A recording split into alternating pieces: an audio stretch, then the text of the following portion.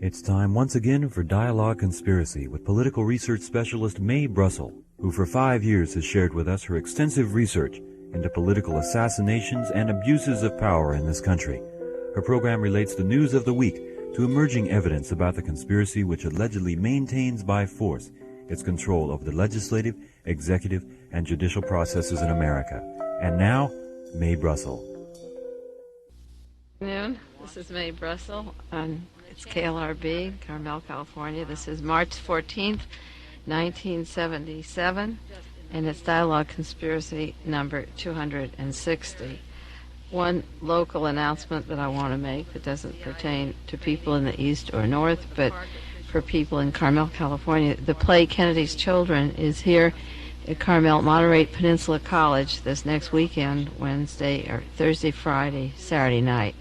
And it's an excellent play. I'm going to see it Friday night. I saw it in New York, and I saw it again in San Francisco. And I think it's a play that people should see who are concerned with the era, with the 60s and 70s. And it's really a dynamite show. So for people in the local area that are listening or up from Santa Cruz that want to come down, Kennedy's Children is at Monterey Peninsula College this weekend. Every once in a while in Dialogue Conspiracy, in between the rattling on of various murders and conspiracies that I talk about, I do like to pause and give a brief resume for new listeners, a little bit about the show. We do this about twice a year, 3 times a year, because there are many new people that I speak to that begin listening at a certain point and do not get the overall pattern of what I am leading up to. So those of you who've been listening for many years, who tape it regularly, you can bear with me, and I do feel that I should repeat once in a while what this show is about, because I believe it is the most unusual newscast, if you call it a newscast, on the air in the country. This show began in 1971, in the spring of 1971, after Daniel Ellsberg released the controversial Pentagon Papers. And at that time, I came to the news department at KLRB to do just one show talking about the meaning of the papers, and I said that the release of the information about the Vietnamese War was a big story, but even though it got a lot of attention, the biggest story in the country was the killing of President John Kennedy and Malcolm X and Robert Kennedy and Martin Luther King, Reverend Martin Luther King, because they were murdered by our own intelligence community, the help of the CIA, the FBI, the Pentagon, the police departments, and then were covered up by the highest levels of government. And I consider that the number one story, and I'm still waiting for these facts to break out in the open. And it was because of my research into these assassinations that I was able in 1972, August 72, to publish in The Realist the story of Watergate, to break the first story of who was behind Watergate and link it all the way back, certain people, to the Kennedy assassination. McCall magazine this month has an article by Vivian Cadden. It's March 1977, and it's titled The Murder of President Kennedy. And in it, this is what Ms. Cadden says. She says, a new picture of the assassination of John F. Kennedy is beginning to emerge, one that may shock us even more, with revelations about morality and methods of our government than Watergate did. Now, that is true. Watergate is a small story, and if Watergate removed the President of the United States and the Vice President and the Attorney General and the Secretary of Commerce and 2 of the highest officials of the CIA, 3 of them really, Richard Helms, James McCord, and E. Howard Hunt, and touched literally hundreds of lives, I'm waiting for the big story to break. And of course, I know the committee in Washington will not be able ever to open up the Kennedy story the way it should be done, but it will break because there's just too much evidence to continue suppressing through the years. What I've tried to explain to listeners on Dialogue Conspiracy is, in general, the assassination syndrome. We go at great length sometimes into evidence that's covering up the John Kennedy assassination and Martin Luther King and Robert Kennedy, or the Chappaquiddick affair, or the shooting of George Wallace, or the Sharon Tate massacre down Los Angeles, which I put in the ilk of a political massacre and not a simple hippie commune type of thing at all. I think there were political connotations to that, and it was very important that it took place at the time it did, the murders down there in Los Angeles, in Sharon Tate's home and the home of Mr. and Mrs. LaBianca. But in the course of studying the government's cover-ups and State Department papers or papers from Navy intelligence or the Defense Intelligence Agency, I've included in my research something even grander, and it began to go into murders of judges and lawyers and actors, musicians, witnesses to trials, selected prisoners, writers, civil rights leaders, Indian leaders, Chicano leaders, congressmen, politicians, members of the Muslim organization, and even leaders of organized crime that were used by the intelligence community and then murdered, and of course labor leaders that have been murdered. The person who I've quoted many times, who I consider an expert on political assassinations, is a man named Emil J. Gumbel, Gumbel, and he lived in Heidelberg, Germany. He taught at the university there in, I think it was science worker mathematics, and he was fired in September of 1932 at Heidelberg, and his crime, according to the people at the university for firing him, was that he was an outspoken critic of war. He once in his class made the statement, "A turnip is better than a war memorial," and after that he was called to the office and he was fired, and that was 1 year before Adolf Hitler came to power. Gumbel had a statement, public statement at the time, that was printed in Time magazine in 1932, September 32. He said, "One doesn't become popular by saying that a popular policy will lead a country to catastrophe, especially if events have shown it to be true. There is no question that I am a pacifist. I am an anti-fascist." And while in Germany between 1919 and 1922, Gumbel put together three books. One was called 4 Years of War Lies, the other was 2 Years of Political Murders, and one was called 4 Years of Political Murders. And in these books, he listed proof of over 400 political assassinations. And the Minister of Justice in Germany, even preceding Adolf Hitler, did not deny that these assassinations were taking place. He admitted them, the truth, but they didn't do anything about them. They admitted the truth of the murders, but let them slide by. Well, Gumbel later left Germany and came to the United States. He taught at Columbia University, and he went back to Germany after the war. But the part that interested me about E.J. Gumbel's book, Inspection for Disarmament, has a chapter of it it's a book that came out recently, and in that book they have some quotations of Gumbel. But two factors took place in Germany which parallel what is happening in the United States today. And one factor was doing the murders that were necessary to change the entire climate so that fascism would be acceptable. That is, killing labor leaders, newspaper people, critics of Adolf Hitler and the rearmament of Germany, anti-war people, various leaders. It became necessary to kill a minimum of 400, but until Hitler was elected in 1933, there was another trick, and because otherwise it would look like fascism, and this was a democracy that was being elected. They had an election. And the big problem was to conceal who was doing the murders, 400 minimum. And E.J. Gumbel wrote at the time that the role of the courts was the important, tricky thing, because the murders were one thing. To accomplish them was not difficult, but to blame somebody else for them, it was a double-barrel thing. The people that were killing the selected targets, such as certain persons that are killed in this country, we have to guarantee that their real assassins get off or paid off, or the courts get them off if they have to be arrested, such as in the Watergate case, or many cases I can cite, too many, unfortunately.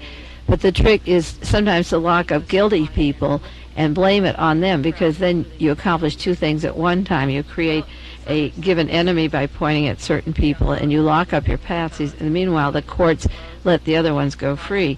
So Gumbel said the political assassinations put a heavy burden on the administration of justice.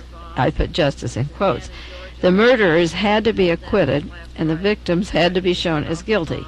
The task was fulfilled by the employment of military courts, which sided with the military men when they were accused of murder, by the slowness of justice of the enforcing agencies, by the inability to find the guilty, by issuing false papers of identity, by the police cooperating, by accepting at face value the claim of the accused murderer, that the victim had tried to escape, and therefore you had to shoot him at the time. To ensure their sentences, the Reich War was responsible for the secret rearmament of Germany, and they used certain witnesses for the prosecution that worked with the police department, and these witnesses were important to the case. So the role of the courts, and this is the thing that matters to me in this country, in addition to the assassinations, is the gross ignoring of evidence in our courts, which is getting so flagrant that the courts aren't even functioning in this country in any sense of the word. The same way was happening in Nazi Germany. And the murderers were acquitted. It's worse than that. In this country, the murders of John Kennedy are free, and even gunmen that were involved in the crossfire are not called to testify before Congress, they're not called to the Justice Department. The gentleman who is allegedly fired the gun behind Robert Kennedy, Thane Caesar, passes around Los Angeles. He's known to the police department. He was the star of the movie The Second Gun. He's from Lockheed. He pulled a gun the night Robert Kennedy was killed. The autopsy report locates the fatal bullets to be just where he was when his gun was pulled. The physical evidence was thrown away. Thane Caesar's out on the streets, and the law enforcement even know where he is, and he's not arrested. In the meanwhile, certain patsies are locked up. Or you have Sirhan and James Earl Ray. The R.B. Oswald said he was a patsy, and he was shot within 2 days. The victims in Germany had to be shown as guilty, and we have that in this country. Sarah Moore is locked up, even though we know that she didn't arrange that whole shooting of Gerald Ford, and any more than Squeaky Fromm could get close to the President of the United States unless the security and the police wanted her to be in that position, almost shaking his hand. Gerald Ford was on the Monterey Peninsula a few times. You couldn't get near a freeway entrance, and everything is blocked off around him. And then there's certain victims that are locked up. Rochelle McGee is one of them, that's blamed with a shootout up at when Judge Haley was killed up at San Quentin. He's in San Quentin now, or Folsom, but Rochelle McGee was charged with a shootout at the Marine Center, the county courthouse there. And there's people like Hugo Pinnell charged with the murder of a guard, or at the shootout at the time George Jackson was killed, who are innocent, who are charged with being guilty. As I say, in Nazi Germany, the courts were used to either acquit people or let murderers off or look the other way. In this country, I'm not only talking about murders, when I'm talking about conspiracies. People by Richard Nixon get pardoned. Henry Kissinger is named by Richard Helms as being the person who ordered him to perjure himself. He had people wiretapped in this country, which is illegal and bugged, and was involved in Watergate crimes. Kissinger gets a reward of $2 million, and his staff at NBC and memoirs, and Richard Nixon is selling his memoirs. Gerald Ford and Betty Ford are each getting $1 million each for their memoirs. When Gerald Ford should go to court for perjury at his hearings, he said that he did not take secret documents when he wrote his book, The Portrait of the Assassin on Oswald, yet he took top secret documents identical to what Daniel Ellsberg did and commercialized and wrote a book. He covered up the crime of murder for the President of the United States. He was never charged with that crime, and he should have been charged at his hearings. He said he would never, the people would never stand for pardoning Richard Nixon. Then he immediately pardoned Richard Nixon. Richard Helms was brought home from Iran as the ambassador to Iran, and they considered, the Justice Department considered charging him with perjury, but Jimmy Carter's Justice Department isn't any different, not one bit different, than the Justice Department of Richard Nixon or Lyndon Johnson or Jerry Ford, and they will not charge Richard Helms with any perjury on the ITT matter in Chile, or Mr. Janine of ITT. They all perjured themselves before Senate hearings and took an oath, but Richard Helms says, if you charge me, I'll implicate Henry Kissinger and others, and Kissinger is some holy cow who can't be implicated, so Richard Helms isn't charged. And Maurice Stans and John Mitchell got off of a hearing in New York City, a trial on Robert Vesco giving $200,000 to agents of Robert Vesco at the time of the elections, 1972 elections, and the evidence that came in later was conflict of jury to John Mitchell or Maurice Stans, and the prosecution puts on a weak case. If the prosecution doesn't come up with a strong case, then they're acquitted. And this happened with John Connolly in Texas when he was involved in the milk scandal down there, and The prosecution just presents a little bit of evidence, the government being the prosecution. So John Connolly is acquitted of crimes that are flagrant and can be documented over and over again. And Robert Vesco isn't brought home from Costa Rica. He has been involved in many illegal activities and involvement of the Security Exchange Commission involving hundreds, $230 million, some fund like that. And people are swindled out of large amounts of money coming into millions and billions, and they're not charged. Or this phony kidnapping of Reg Murphy, the publisher in Atlanta, Georgia. I always questioned that, and the man who kidnapped him wasn't even charged with kidnapping. He was charged with extortion, and that Mr. Williams at the time said it was linked to the SLA, and it had to do with Arab oil money and the right-wing extremists, and the gentleman was not charged with the stiffest penalties, and he'll get off. People like Mickey and Jack Scott were never charged for taking Patty Hearst from San Francisco or Berkeley to Pennsylvania, New York, and back to Pennsylvania, back to California. They weren't charged with that. And then we have trials like Nazi Germany holding still. Wendy Yoshimura hasn't been sentenced, and she'll get a slap on the hand and a leniency, even though she was paid a large amount of money to babysit with Patty Hearst, and she said keeping Patty wasn't living on the lam was any different than being a sorority girl or going to college. And she makes pictures. She's an artist who sells to the Treasury Department. A building down Orange County has already bought one of her pictures, and there are a lot of people from very conservative parts of the community supporting Wendy Yoshimura, and she is not going to be sentenced. The judge just calls a halt to her sentencing, and the Harrises have not been charged with kidnapping Patty Hearst. Patty was kidnapped in 1974, and this is 1977. And Emily and William Harris sit in some jail waiting.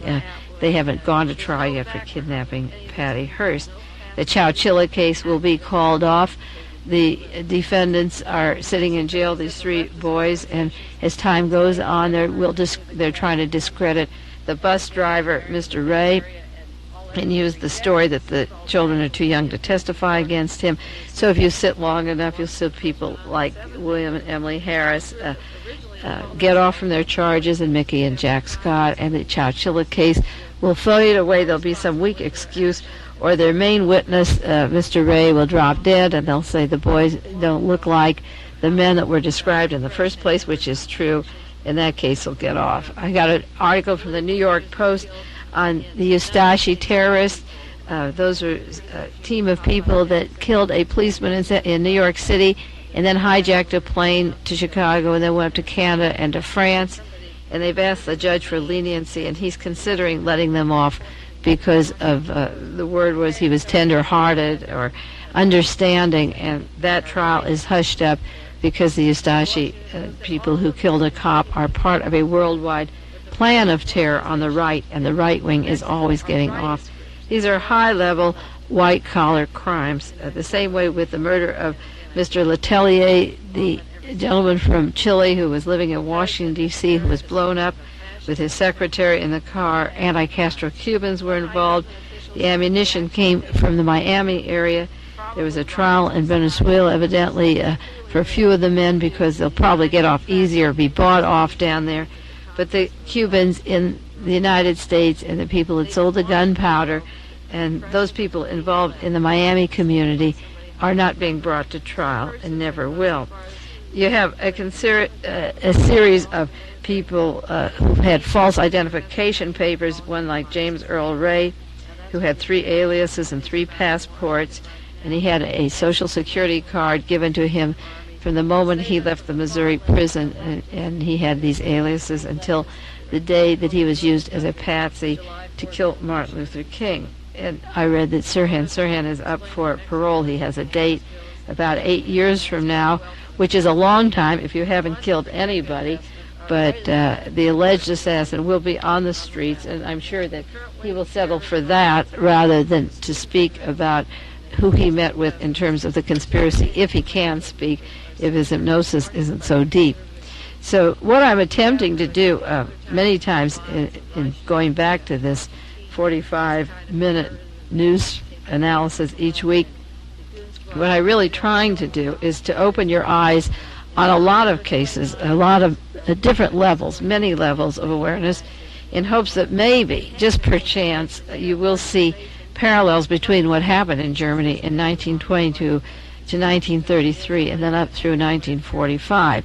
I don't have too many solutions to offer you about these parallels getting worse, but they are there, and I think the first problem in solving them is the level of awareness. So some weeks we talk about the SLA, some weeks we talk about the Howard Hughes hoax, and hope that the level of awareness of listeners will catch on that something is happening and that they are related in some way, and the relationships are what I also attempt to bring out from time to time.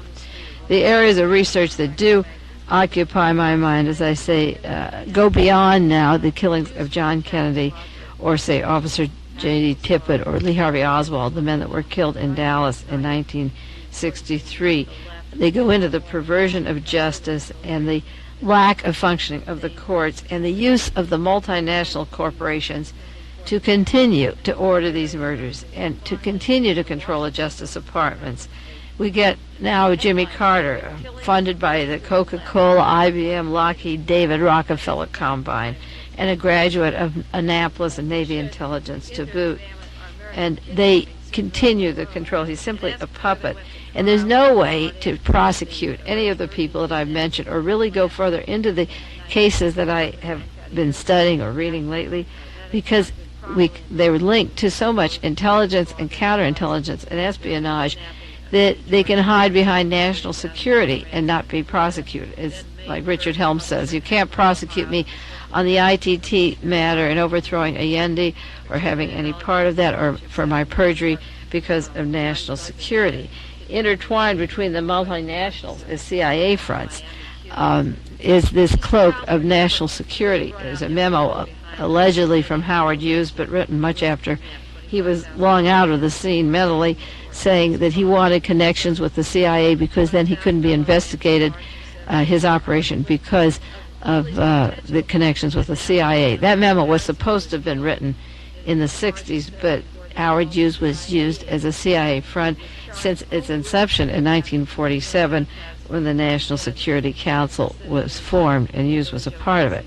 And in addition to these individual murders or the covers-up and the conspiracies, it's also my belief that these people are hell-bent on genocide, on weather control, on germ warfare, to reduce the population by millions and increase profits to the point of an economic depression, always holding out tight payments for your gasoline and transportation, your gas, your heat, your utilities, your rent, and your food. And then what's left after they're paid is going to be left for you. And that's all there is to it. The multinational corporations have seen domestically that they will get their share of the utilities that are necessary, the gas, heat, electricity, oil, transportation, rent, food, and medical profits also, your medical needs and drugs. And what's left you can have for the frills if you're lucky enough to have it left after it's through. Now, if and when the population at large were ever to catch on that this is happening, I don't really believe at this stage that they could do much about it. I don't mean to be so dismal today, and some days I'm not as dismal as others, but I do believe that the intelligence community has enough tranquilizers to put into the water system if we're not getting it already, or to put it into your food if we're not getting it already, to do what I think are chemical lobotomies. I don't put it past them. I believe that they're ruthless. I believe the same people that put Hitler into power and wanted genocide are putting chemicals into food and cutting off food supplies all over the country. And many, many people are going to die from cancer who aren't taking these newspapers 10 a day that I'm taking in their own local areas. The meat, the poultry, the water is getting polluted with deadly chemicals, and we're sending these chemicals around the world to Japan and Pakistan and all over the world too, and it will change and eliminate a lot of the population. Allen Dulles, the head of the CIA, ordered 100 million LSD as early as 1965. It was a bargain in those days. It was $165,000 worth. But he doesn't explain, or didn't explain, why he wanted to drug one half the entire population of the United States of America. And I think when you get a peanut farmer like Jimmy Carter from the South, and the South is not being affected, Georgia, by the droughts that we're having. You have to ask yourself, why is he cutting off the money for dams in this state around the country that need it the most, in Utah, Nevada, California? How come right in the midst of droughts is he cutting off the building of dams? That would be like ordering snow for Buffalo a month ago. Why would he send in clouds to cause snow in Buffalo? Or why would he cut off dams, which we badly need? And I don't put it past the multinational to create any kind of profit they want. I saw an article from the Washington Post last week about sugar companies complaining that the sugar supply is not being sold enough, the sugar profits were down, that they would have to go into certain increases of sugar in diets or foods because the sugar profits weren't equal to what they were what used to come out. And 7 days later to the day, there's an article that they're going to stop saccharin and sugar substitutes, and then we'll have to go back to the sugars or honey in our food. And yet we know that saccharin, by any test, by any imagination, there's no tests that are put out yet that equal what saccharin does to our health as compared to cigarettes. We're told that cigarettes can cause cancer, they affect our lungs, they have a spin-off for other diseases, and Jimmy Carter and the administration didn't cut off selling cigarettes. They didn't stop the manufacture of cigarettes, even though they know that it definitely causes cancer, and there's no proof that the saccharin can cause cancer yet. It's so far removed, the doses that we'd have to take as compared to what they're giving animals. And yet, when Jimmy Carter won the election, he went immediately for his first meeting with the cabinet to the home of Mr. Reynolds, to an island in Georgia, where he goes to the Reynolds tobacco people and is entertained by them, and goes back again a second time, and he meets with his cabinet. But the tobacco is all right, and I believe that the multinational corporations are greedy enough to cut off the products for people who don't want sugar in order to force people to take sugar back. They don't care about the health or the taste or the needs of people. Where you may want saccharin or diet drinks or diet ice cream, and you don't want rich ice cream, and maybe the dairies aren't selling enough and the sugar people aren't selling enough, and so they make a ruling, or they're trying to pass it, about cutting off saccharin. And it's a game which followed immediately after a survey that the sugar profits were down and they needed more sugar. I feel that maybe I have a lot of beefs this week because I have a pile of about 600 articles, I think. I brought in 10 or 15 to just briefly skim on the provision of the news lately, the turning away from facts and trials that are being curtailed, that aren't proceeding, and government scandals that aren't investigated, that are covered up. And it seems that everywhere there are liars in a high office. Another example of a liar in a high office is a warden up at Vacaville prison by the name of Mr. Clonan. Just 2 weeks ago there was a story in the news, and last week the Vacaville prison was used for CIA experiments on the prisoners. Now there's many people in the prisons who know this has been going on for a long time, and it came out in the Senator Church hearings last year that Vacaville had been used for experiments on the prisoners. And right away there was a press release from Mr. Clonan, who's the chief, the warden up at Vacaville prison in California, to the effect that if the CIA was doing experimentations, it was done surreptitiously, or he wasn't aware that it was happening, and that it must have come from people from the outside who were visiting inside the prison. Well, that part is true. We had Colston Westbrook with his links to Stanford Research, who was visiting Donald DeFreeze at Vacaville prison and telling him and programming him, hypnotizing him that he would become this great leader, that he would take the place of Malcolm X and Martin Luther King. We did have outsiders. The most gross was Colston Westbrook and a group of other white people visiting with Donald DeFreeze and twisting his brain that he would be this black leader, and that did happen at Vacaville. But I don't believe that the warden there, Mr. Clonan, didn't know it all along, because he doesn't have his prisoners photographed with black names and black power fists meeting with these white people at the special black studies with such conversations going on. But he had this press release that CIA wasn't involved, and those of you that know Dialogue Conspiracy know that that is an outright lie. I did many shows on Robert Hyde, who was sent up to Vacaville for psychosurgery to have his brain removed. And I got Robert Hyde's name from the attorney for Sirhan down in Los Angeles, Robert Hansen, and I can document this. And Jack Kimbrough, the researcher, gave me a letter sent by Robert Hyde to Sirhan's attorney, and Hyde, his family, has been in military intelligence all of his life, and his brother is now working at Port Authority in New York City, who is Pentagon in intelligence. And Robert knew too much about the John Kennedy assassination, the Robert Kennedy assassination. Evel Younger's name was attached to the Hyde file as saying, keep him in prison. And they had the nerve to come to Hyde and tell him that they were removing his brains and his memory because of what he knew about the assassinations. And they even told his wife, and the wife called an attorney and said, there's nothing you can do to interfere with the prison system. And I just bring this up again on Dialogue Conspiracy because Clonan says he doesn't know that the CIA works at Vacaville. And these are known liars in public position of power. And they shouldn't have that kind of power. And they're never fired for telling a lie, and the beat goes on. And in the next weeks, I'm going to go, as I say, into the matters of courts and the matters of murders, and we won't do background again. We'll just run through a lot of recent murders and the kind of conspiracies I'm talking about. One, for example, I have mentioned on Dialogue Conspiracy is Emile Dehori, the art forger, who worked with Clifford Irving, wrote the books about Howard Hughes. He wrote a book, Clifford Irving, called Hoax about Dehori, and then Clifford Irving wrote this book about Howard Hughes that turned out not to be based on actual interviews with Howard Hughes. Well, Dehori had an interview in the New York Times, and this was February 18th, 1972.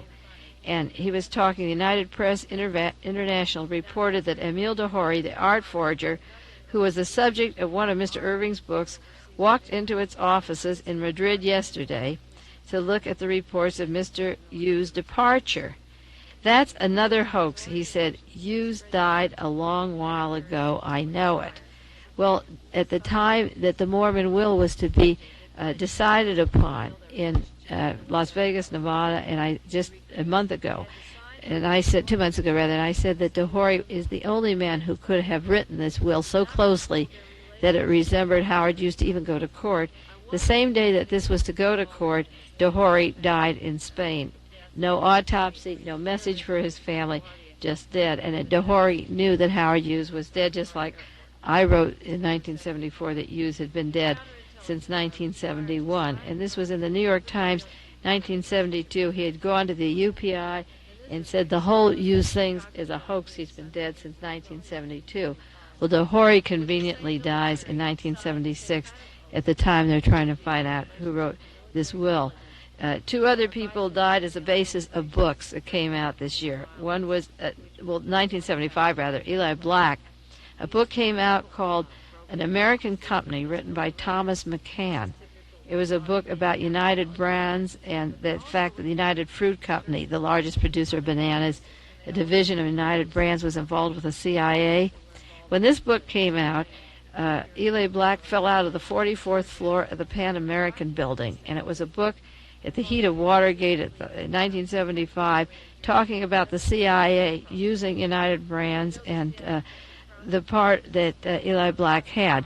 Now, I guess I'm bitter. I resent people like Leon Jaworski traveling around with a best-selling book on Watergate, or John Dean's book on the bestseller list every month on Watergate, when they can travel and tour and talk about their books. But you haven't heard about the book Thomas McCann, An American Company.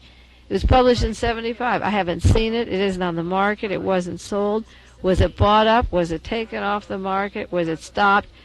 When the hearings were taking place, because the defendants in Watergate were involved down in Central America with this company, Eli Black, the head of United Brands, goes flying out of the 44th floor of the Pan American building in New York City. The book isn't published, and there's no lecture tours. And then a book came out just this last December, John M. Blair, and he's not traveling around with his book. It's called The Control of Oil, and he died of a sudden heart attack 10 days before his book went to press. You ought to buy it and get a hold of this book. I'm going to, and it exposes the seven sisters, the oil companies, how they control your oil, how they determine the price of your oil, how they have a monopoly on your oil. He's criticized the corporations. He's fought with the Federal Trade Communications. He tried to expose the truth, and he's not alive to promote his book. So people like Eli Black aren't around to take the stand, and John Blair isn't around to promote his book, and the liars are getting the promotions. There was even a cartoon in the paper last Sunday of college students, and there was a brochure there on the wall of people coming to lecture, like E. Howard Hunt and John Dean and Jeb Magruder, Egil Pro, a whole list of Watergate defendants, and then below it was suggesting Richard Nixon.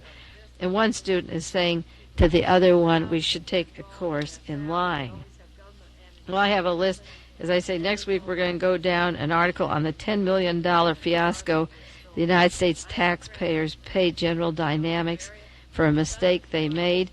Here's another article last month on General Dynamics gets a $730 million loan from the United States, and it has to do with a $3 million extra commission they gave to a South Korean businessman involving oil tankers and Mr. Park of South Korea.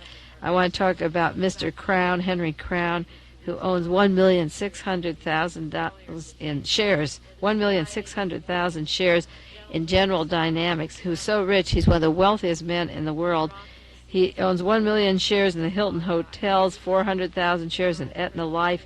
His holdings add up to the billions, a billion at least, and he is a major stockholder in General Dynamics. Well, we pay them out $10 million on something they didn't deliver. The stockholders are still raking in the millions, and while we loan them $730 million, they can go broke. They have holdings in many, many other countries, and the taxpayer is stuck with the loan instead of giving it to small businesses. There's a case here of a man who stole for the FBI. This was in the New York Times, rather. It wasn't in the Washington Post. He kept doing burglaries for the FBI, and he'd steal papers for them and turn them over. Mr. Redfern, he took from the Socialist Workers' Party.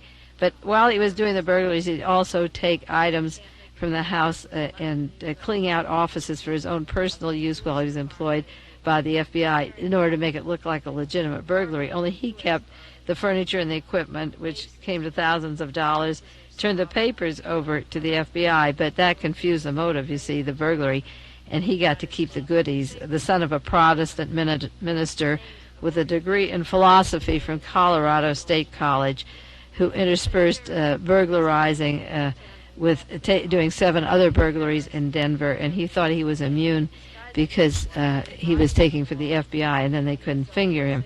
He wasn't prosecuted on any of these cases after the judge said, allowed him to say that he'd no longer associate with known criminals. I pulled this article out to share with you because the only known criminals he was with were with the FBI, and the judge says, we won't prosecute with you, we'll let it go. There's another case of a $23 million fraud. The United States is suing grain firms. They overweighted, they misgraded, they added other materials to the wheat. The taxpayers left with it. These large corporations are involved. A 52-count complaint, and the only thing that happens after all this cheating is that certain people resign and they're never punished. The grain went to South Vietnam, India, Pakistan, Chile, Turkey, and Greece. As I say, there's a 52-count complaint, $223.1 million in damages and penalties. They'll get a slap on a wrist. They were charged. This was in December. They never go to court. They'll never be charged.